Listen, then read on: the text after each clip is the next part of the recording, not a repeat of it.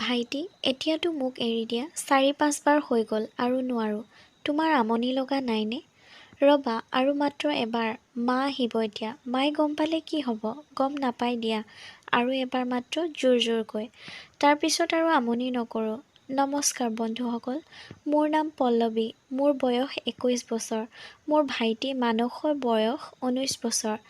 আমি দুয়ো কলেজীয়া ছাত্ৰ-ছাত্ৰী যদিও একেখন কলেজত নপঢ়োঁ। তথাপি গৰমৰ বাবে কলেজবোৰ বন্ধ দিছিল আৰু আমি দুয়ো এইকেইদিন ঘৰতে আছোঁ। আমাৰ দেউতাই বাহিৰত চাকৰি কৰিছিল আৰু ঘৰলৈ মাহেকৰ মূৰত এবাৰ আহিছিল। এইকেইদিনতে মাৰ বায়েকৰ ছোৱালীজনীৰ বিয়া আয়োজন চলিছিল। মায়ে মোক ক'লে যে যিহেতু মোৰ কলেজ বন্ধ, সেয়েহে ঘৰখনৰ সকলো দায়িত্ব মোৰ ওপৰত গতাই তেওঁ জেঠাইৰ ঘৰলৈ কিছুদিন থকাকৈ যাব। মই হ'ব বুলি ক'লোঁ কাৰণ মোৰ লগত ভাইটিও ঘৰত থাকিব কাৰণে চিন্তাৰ কাৰণ নাই। সেইমতে মায়ে পিছদিনাই কমেও দুসপ্তাহৰ বাবে জেঠাইৰ ঘৰলৈ গুচি গ'ল। মা নথকাত ঘৰত সকলো কামৰ দায়িত্ব ময়ে ল'ব লগা হ'ল। আগে তেনেকৈ মোৰ এনে অভিজ্ঞতা নাই বাবে গোটেই দিনটো কাম কৰি ভাগৰি পৰিলোঁ। দিনটোৰ শেষলৈ মোৰ মূৰৰ বিষ হ'বলৈ ধৰিলে। লাহে লাহে বিষ বাঢ়ি অহাত থিয় হ'ব নোৱাৰা অৱস্থা হ'ল। সেয়েহে আৰাম পাবলৈ মোৰ ৰুমলৈ গৈ বিচনাত পৰিলোঁ। পহুপৰ বিচনাত পৰি থকা দেখি মানস মোৰ ৰুমলৈ সোমাই আহিল। বিচনাত বহি সি মোৰ কিবা হৈছে নেকি সুধিলে, কাৰণ মই বহু দেৰি বাহিৰলৈ যোৱা নাছিলোঁ। মই ক'লোঁ যে গোটেই দিনটো কাম কৰি মোৰ মূৰ বিষ হৈছে, লগতে মূৰ ঘূৰাইছে, মই থিয় হ'ব পৰা নাই। সি ক'লে যে চিন্তা নকৰিবা বাইদেউ, মই কি কৰিব লাগে তুমি কোৱা, তুমি আৰাম লোৱা। মই তাক ক'লোঁ যে তুমি চাউলকেইটাৰ লগতে আলু ২টা কুকাৰত ভৰাই দিয়া। আজি আলু পিটিকি খাম দিয়া। মই আৰু কাম কৰিব নোৱাৰোঁ। সি আঁতৰ হ'ল। অলপ সময়ৰ পিছত সি মোক ক'লে, বাইদেউ মই দোকানৰ পৰা আহোঁ, কণী ২টামান আনিবলৈ যাওঁ, বইল কৰি খালে শক্তি পাবা। সেইমতে সি দোকানলৈ গ'ল। নিশা যেনে তেনে ভাতকেইটা খাই মই লগে লগে বিচনাত পৰিলোঁ। তেতিয়াও মূৰৰ বিষ ভাল পোৱা নাছিলোঁ। ভাইটি মোৰ ৰুমত সোমাই ক'লে যে বাইদেউ মই তোমাৰ মূৰটো মালিচ কৰি দিওঁ দিয়া, তুমি আৰাম পাবা। সি মোৰ শিতানৰ ফালে বহিল আৰু তাৰ হাতেৰে মোৰ মূৰটো মালিচ কৰিবলৈ ধৰিলে। মোৰ ভাল লাগিছিল আৰু বিষ কমি আহিছিল। ক্ষন্তেক পিছতে মোৰ টোপনি আহিল আৰু গভীৰ টোপনিত ঢলি পৰিলোঁ। এনেকৈ কিমান ঘণ্টা টোপনিত লালকাল দি পৰি আছিলোঁ খবৰ নাই। ভাইটিৰ মাতত মই সাৰ পালোঁ। মই খপজপকৈ উঠি বহাত মূৰটো ঘূৰাই যোৱা যেন লাগিল। মই ঘড়ী চাই দেখিলোঁ যে নিশা ৯:৩০ বাজিছে।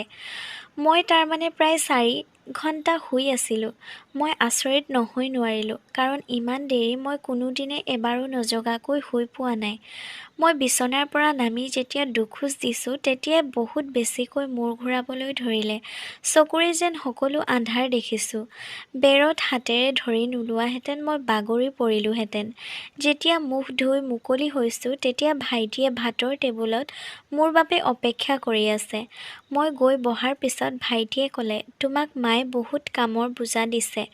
মই মাক ক'ম ৰ'বা। ইছ ৰাম, চোৱাচোন তোমাৰ অৱস্থা, একদম লেবেজান হৈ পৰিছা, বেচেৰী বাইদেউ।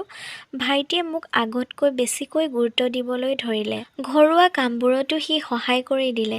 যেতিয়া মই কাম কৰি ভাগৰোঁ তেতিয়া সি মোৰ মালিচ কৰি দিয়ে। মই তাক মানা কৰিলে কয় যে মোৰ ভাগৰ লাগিলে আৰাম দিয়াটো তাৰ দায়িত্ব। কিন্তু এদিন নিশা যি ঘটিল সিদিনা মোৰ জীউ উৰি যাওঁ যেন লাগিল। মই নিজৰ ৰুমত শুই আছিলোঁ। মাজনিশা মোৰ এনে লাগিল যেন কোনোবা মোৰ ৰুমত সোমাইছে। আহি যেন মোৰ বিচনাৰ একেবাৰে কাষত থিয় হৈছে যদিও মই চকু বন্ধ কৰি শুই আছিলোঁ, কিন্তু মই সম্পূৰ্ণ সাৰ পাই আছিলোঁ।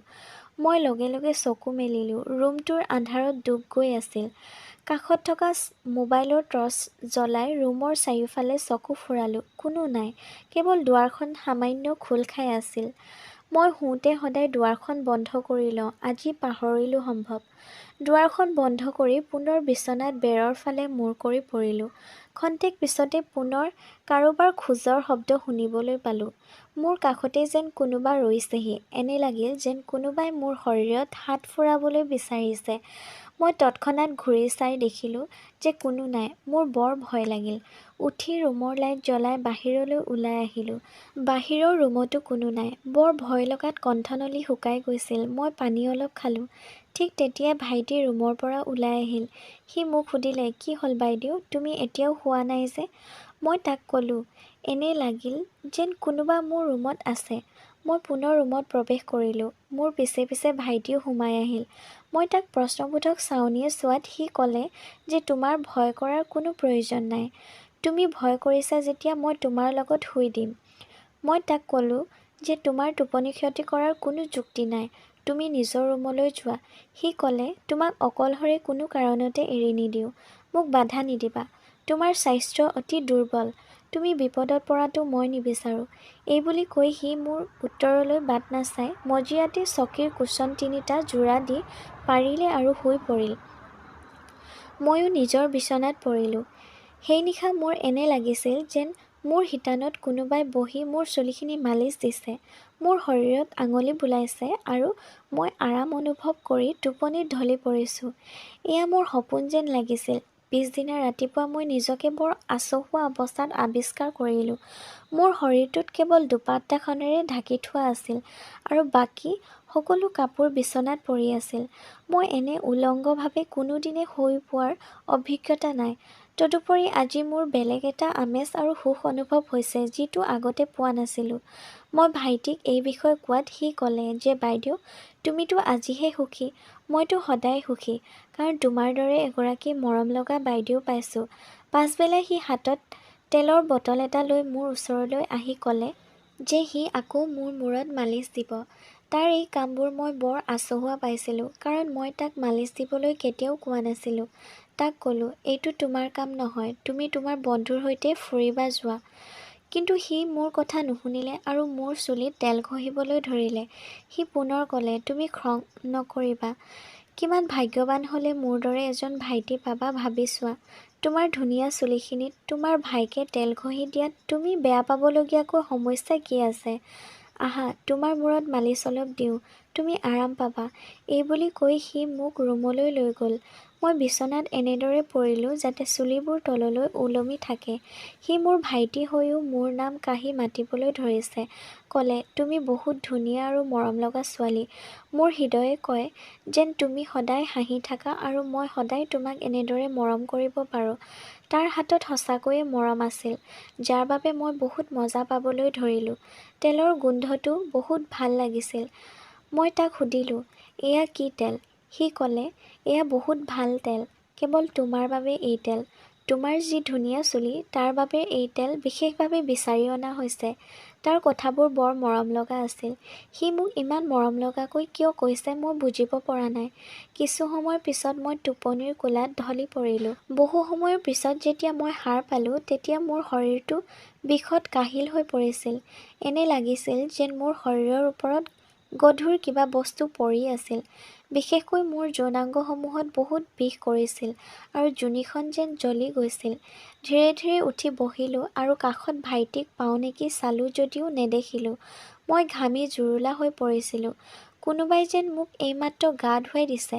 ফেনখন বন্ধ আছিল আৰু মোৰ বিচনাৰ চাদৰখন ভিজি গৈছিল। এইবোৰ কি হ'বলৈ ধৰিছে মই একো বুজিব নোৱাৰিলোঁ। অতি কষ্টৰে বিচনাৰ পৰা উঠিলোঁ।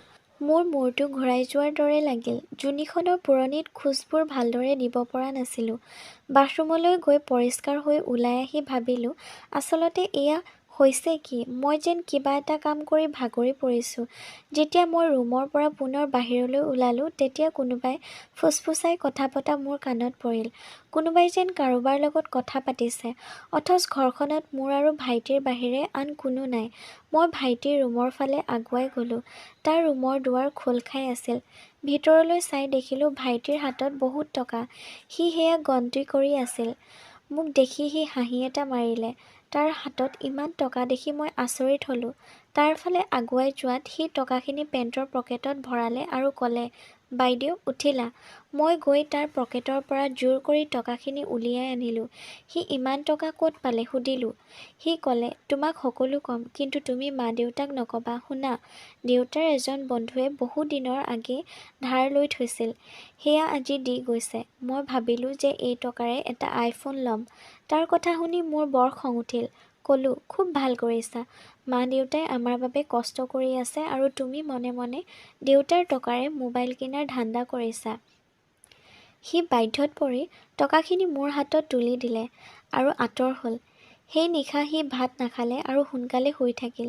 পিছদিনা মই যেতিয়া কামত ব্যস্ত আছিলোঁ, তেতিয়া তাৰ দুজনমান বন্ধু আমাৰ ঘৰলৈ আহিল। মই আচৰিত হ'লোঁ। তেতিয়া সি তাৰ বন্ধুকেইজনক চিধা ডাইনিং ৰুমলৈ লৈ আহিল। মই এইমাত্ৰ গা ধুই উঠি কাম কিছুমান কৰি আছিলোঁ আৰু কেৱল টি-চাৰ্ট আৰু পেণ্ট এটাৰ বাহিৰে ভিতৰৰ কাপোৰ একো পিন্ধা নাছিলোঁ। চুলিবোৰো শুকোৱা নাছিল বাবে গামোচাৰে মেৰিয়াই থৈছিলোঁ। মই তাক আঁতৰলৈ মাতি ক'লোঁ যে তুমি এনেকৈ বন্ধুবোৰক ইয়ালৈ অনা উচিত হোৱা নাই।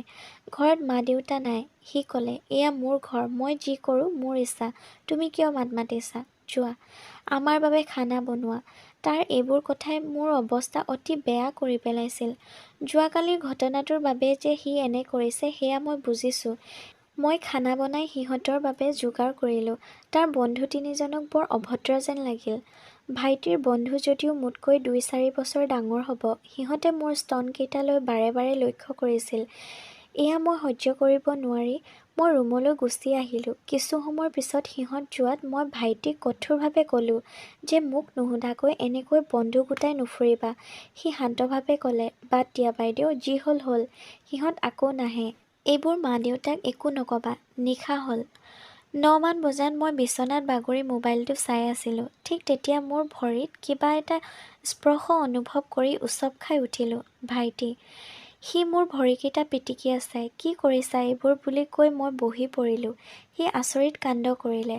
কাণত ধৰি ৩বাৰ উঠা-বহা কৰি ক'লে, শপত খাই কৈছোঁ বাইদেউ, মই তোমাৰ ভাল ভাবিয়ে এয়া কৰিছোঁ। আগৰবোৰ পাহৰি যোৱা আৰু মোৰ অনুৰোধ এটা ৰাখা। তাৰ আচৰণ দেখি মোৰ মন কোমলিল। কি অনুৰোধ বুলি সোধাত সি ক'লে যে সি পুনৰ মোৰ মূৰটো মালিচ দিব। মই বিশেষ নাভাবি দিয়া বুলি কোৱাত সি মালিচ দিলে। মই অলপ পিছতে টোপনিত লালকাল দিলোঁ। যেতিয়া মাজনিশা ২ মান বজাত সাৰ পালোঁ, তেতিয়া মোৰ জীউ উৰি যোৱা যেন লাগিল। মোৰ শৰীৰৰ ওপৰত কেৱল দুপাট্টাখনৰ বাহিৰে কোনো কাপোৰ নাছিল। টপটো বিচনাত পৰি আছিল। মজিয়াত এটা চাৰ্ট আৰু এটা পাৰফিউমৰ বটল পৰি থকা দেখি আচৰিত হ'লোঁ। এই বস্তুকেইটা কাৰ হ'ব পাৰে তাকে ভাবি মই একো পাৰ নাপালোঁ। মোৰ উঠ দুটা কিবা এটাই চেপি ধৰা নিচিনা লাগিছিল, যাৰ বাবে মই একো কথা ক'ব পৰা নাছিলোঁ। বিচনাত বহিবলৈ লওঁতেই প্ৰচণ্ড দুৰ্বল অনুভৱ কৰি আকৌ বাগৰি পৰিলোঁ। চকু মেলি থাকিব নোৱাৰি বন্ধ কৰিলোঁ। এনে লাগিল যেন কোনোবাই মোক দৰৱ খুৱাই অচেতন কৰি পেলাইছে। মই আধা চেতন অৱস্থাত আছিলোঁ। তেনে অৱস্থাতে মই নিচেই কাষতে কিছুমান মানুহৰ ফুচফুচনি শুনিবলৈ পালোঁ। কিন্তু ভাইটিৰ মাতটোৰ বাহিৰে মই কাৰো মাত ধৰিব নোৱাৰিলোঁ। মই অনুভৱ কৰিলোঁ যে ভাইটি মোৰ ৰুমতে আছে আৰু মোক শুই থকাৰ পৰা উঠাবলৈ চেষ্টা কৰিছে। কিছু সময়ৰ পাছত মই চকু মেলিলোঁ। মই পুনৰ আচৰিত হ'লোঁ, কাৰণ মোৰ শৰীৰত টপটো আছিল। অলপ আগতেতো মই দুপাট্টাখনহে লৈ আছিলোঁ। ইয়াৰ উপৰি মজিয়াত পৰি থকা চাৰ্ট আৰু পাৰফিউমৰ বটলটো এতিয়া নাই। ক'ত গ'ল? কোনে নিলে? মই এতিয়া আগতকৈ বহুত সচেতন হৈ উঠিছোঁ। মই ইমান সৰু ছোৱালী নহয় যে একোকে বুজি নোপোৱাকৈ থাকিম। এনেকৈ ২ দিনমান যোৱাৰ পিছত মই পৰিৱৰ্তনবোৰ স্পষ্ট ৰূপত দেখা পালোঁ। মোৰ যোনিখন সপ্তাহৰ আগতে যেনে আছিল, এতিয়া তেনে নহয়। এইকেইদিন শৌচ কৰিবলৈ ল'লেই তাত বিষ অনুভৱ হয়। তদুপৰি মোৰ দুয়োটা বক্ষ যেন আগৰ দৰে থিয় নহয়, গোটেই শৰীৰত বিষ। কোনোবাই যেন মোৰ শৰীৰটো বিচনাত সদায় পানীৰে ধুই পৰিষ্কাৰ কৰি দিয়ে। এনে কিয় হয় মই জানো। ঘৰত মোৰ আৰু ভাইটিৰ বাহিৰে কোনো নাথাকে। তেনেহ'লে কি ভাইটিয়ে মোক? লাহে লাহে মই অধিক দুৰ্বল হৈ আহিলোঁ।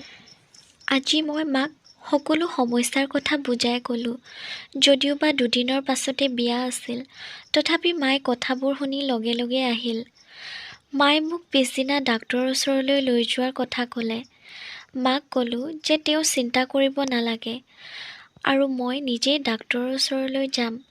সেয়েহে মায়ে পিছদিনা পুনৰ বিয়াৰ ঘৰলৈ গুচি গ'ল। মই ডাক্তৰৰ ওচৰলৈ গৈ আল্ট্ৰাছাউণ্ড কৰালোঁ। ৰিজাল্ট দেখি মোৰ চকু কঁপালত উঠিল। মই প্ৰেগনেণ্ট। এইটো আপোনালোকে নিশ্চিন্তভাৱে বুজিব পাৰিছে যে সেই মুহূৰ্তত মোৰ মানসিক অৱস্থা কেনে হৈ পৰিছিল। কিন্তু বাপেক কোন? ঘৰত মতা মানুহ বুলিবলৈ ভাইটিৰ বাহিৰে আন কোনো নাথাকে। সিয়ে নেকি বাপেকটো? ভাইটিক মই ইমান মৰম কৰোঁ যে এই কথাষাৰ ভাবিবলৈকে বেয়া লাগিল। সি মোৰ নিজৰ ভাই নহয়। তাক দেউতাই অনাথ আশ্ৰমৰ পৰা তুলি আনিছিল। মানুহ হিচাপে গঢ়ি তুলিবলৈ চেষ্টা কৰিছিল। মানুহে তাক মোৰ নিজৰ ভাই নহয় বুলিলে বিশ্বাস নকৰিব। এতিয়া সিয়েই। মই এবৰ্চন কৰোৱাৰ সিদ্ধান্ত ল'লোঁ। ইয়াৰ আগতে মই নিশ্চিন্ত হ'ব লাগিব যে বাপেক কোন। সেয়েহে পিছদিনা ডাক্তৰক সন্তানটোৰ DNA টেষ্ট কৰিবলৈ দিলোঁ। ৰিজাল্ট চাই মই আচৰিত, কাৰণ সন্তানটিৰ পিতৃ ভাইটি নহয়। তেনেহ'লে কোন? মই শাৰীৰিক মানসিকভাৱে ক্লান্ত হৈ ঘৰলৈ আহিলোঁ। মই সিদ্ধান্ত ল'লোঁ যে মোৰ পেটত থকা সন্তানটোৰ পিতৃ কোন সেয়া মই আজি ধৰা পেলামেই। মই নিশা ৰুমৰ ভিতৰত কোনেও নেদেখাকৈ মোবাইলটোৰ ভিডিঅ' অন কৰি লুকুৱাই ৰাখিলোঁ। মই ভাগৰত বিচনাত পৰা দেখি অন্য দিনৰ দৰে ভাইটি আহিল। মই তাক বাধা দিয়া নাছিলোঁ। সি মোৰ মূৰত মালিচ দিবলৈ ধৰিলে। খন্তেক পিছতে মালিচ তেলৰ সুমধুৰ গোন্ধত মই টোপনি গ'লোঁ। বহু দেৰিৰ পিছত যেতিয়া সাৰ পালোঁ, তেতিয়া মই পুনৰ অন্য দিনৰ দৰে নিজকে আৱিষ্কাৰ কৰিলোঁ। কেৱল পাৰ্থক্য এটাই আছিল যে আজি মজিয়াত পাৰফিউমৰ সলনি এটা শকত বেঙেনা পৰি আছিল, আৰু গোটেই শৰীৰটো আঠা আঠা কিবা এটা অনুভৱ হৈছিল। বাহিৰৰ কোঠাত ফুচফুচাই কথা পতা শুনি মই পুনৰ টোপনিৰ ভাও ধৰিলোঁ। অলপ পিছত ৰুমলৈ কোনোবা সোমাই আহিল আৰু পুনৰ গুচি গ'ল। ফুচফুচনিবোৰ বন্ধ হৈছিল। মই বিচনাৰ পৰা উঠি প্ৰথমে দুৱাৰখন বন্ধ কৰিলোঁ। তাৰ পিছত মোবাইলটো গোপন স্থানৰ পৰা উলিয়াই আনি ৰেকৰ্ডিংটো চালোঁ। সেয়া চাই মই অবাক হৈ পৰিলোঁ। দেখিলোঁ যে মই টোপনিত লালকাল দিয়াৰ পিছত ৰুমলৈ ৩জন ল'ৰা সোমাই আহিছে, যিকেইজন দুদিনমানৰ আগতে আমাৰ ঘৰলৈ অহা দেখিছিলোঁ। সিহঁতে মোৰ কাপোৰবোৰ খুলি কেতিয়াবা বিচনাৰ ওপৰত, কেতিয়াবা শূন্যত দাঙি লৈ কাম চলাই গৈছে। কেতিয়াবা এজন এজনকৈ, কেতিয়াবা দুজনে আগফালে পিছফালে একেলগে। উফ! মোৰ উশাহ বন্ধ হৈ যাব যেন লাগিল। চকুৰে ধাৰাসাৰ চকুলো বৈ আহিল। সিহঁতে মোৰ যোনিত আৰু শৰীৰৰ ওপৰত কেইবাবাৰো বীৰ্যপাত কৰিলে। মই আঠা আঠা যেন অনুভৱ কৰা বস্তুখিনি আচলতে কি এতিয়াহে ধৰিব পাৰিলোঁ। অৱশেষত সিহঁতে শকত বেঙেনাটোৰে মোৰ যোনিত। তাৰমানে সিদিনা দেখা পাৰফিউমৰ বটলটো ঠিক তেনেকৈ। দেখিলোঁ যে সিহঁতে ভাইটিৰ হাতত বহুত টকা তুলি দি বিদায় লৈছে। ভাইটি, যাক মই ইমান ভদ্ৰ আৰু সৰল ল'ৰা বুলি ভাবিছিলোঁ, সি এনেকৈ এটা মোবাইলৰ লোভত মৰমৰ বায়েকক কেনেকৈ আন পুৰুষৰ হাতত গতাই দিব পাৰিলে? ইমান নীচ! মই খঙত কঁপি উঠিছিলোঁ আৰু ধলং পলংকৈ গৈ ভাইটিৰ ৰুমত প্ৰৱেশ কৰিলোঁ।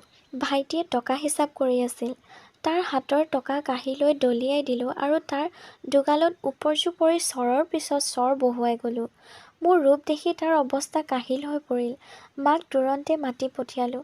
মায়ে সকলো গম পাই তাক এনেকৈ মাৰিলে যে মই মাৰ সেই ৰুদ্ৰমূৰ্তিক কোনোদিনেই দেখা নাছিলোঁ।